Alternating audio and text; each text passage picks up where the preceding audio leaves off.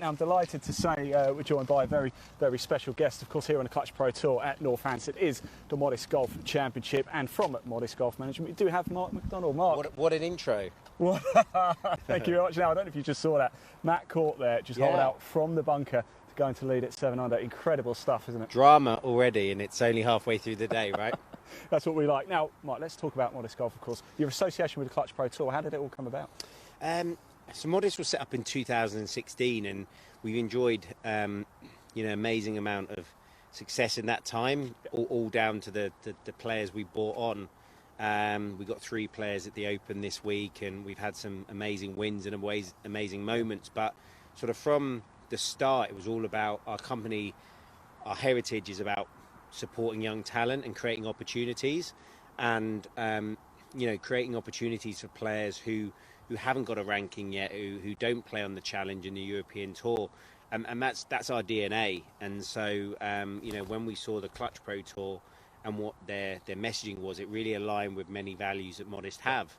So we chatted to Tom. We loved the standard of events he puts on.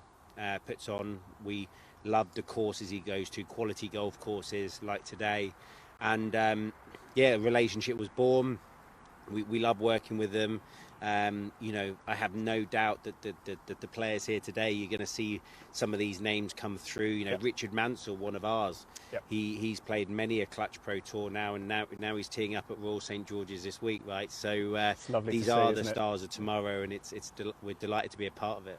It's not just the players, because you guys are heavily involved in a number of initiatives, aren't you, to grow the game of golf. And we're seeing the future, aren't we? I've often said, actually, certainly on Clutch, a number of tours involved in, I'm certain I've interviewed a future major winner. We just don't know who it's going to be yet. Yeah, sure, yeah. Yeah, we do. We work closely with the R&A, which was an announcement we made earlier in the year. The R&A really are coming, recognising that, people outside of golf, people who have great followings, who maybe aren't golfers themselves, have a power and create more opportunities for bringing non-golfers into the sport, through all the devastation over the last 18 months with the pandemic.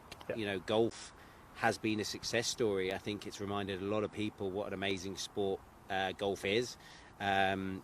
Participation's up, retailers are booming, so it's great to see more and more people getting into golf. So long may that continue. We want it to stay that way, though. What do we have to do? What does golf have to do as a sport to make sure it maintains that and continues to grow? Yeah, we've talked a lot about this, and I think accessibility is a big part of that, to make sure there are places for people to go, for people to learn in a fun environment.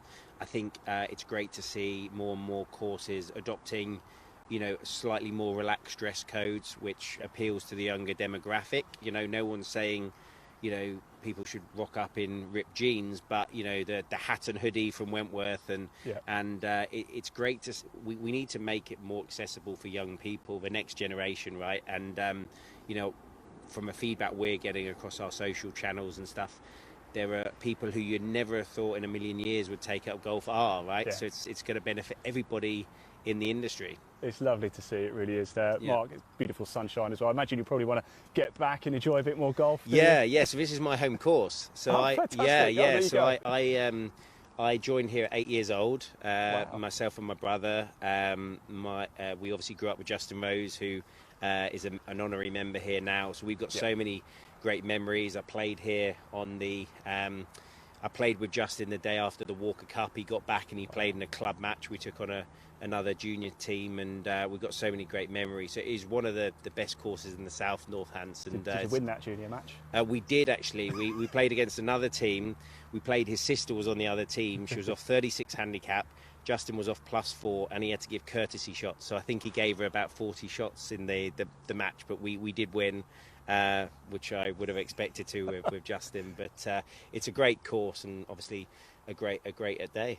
It's absolutely glorious. It's some power team with Justin Rose, isn't it? Sorry? Some power team with Justin Rose in your camp, isn't it? So he'd never played with me again after that, so I don't know why. We only ever played now for fun, but it's amazing. But as I say, you talk about major winners.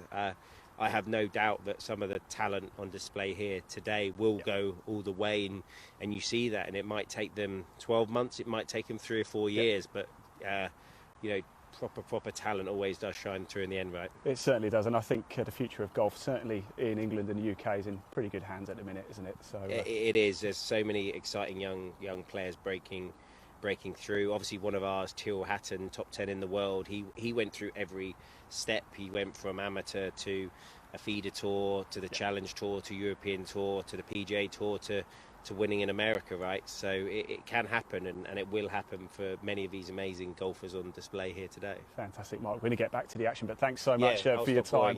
Thanks a lot.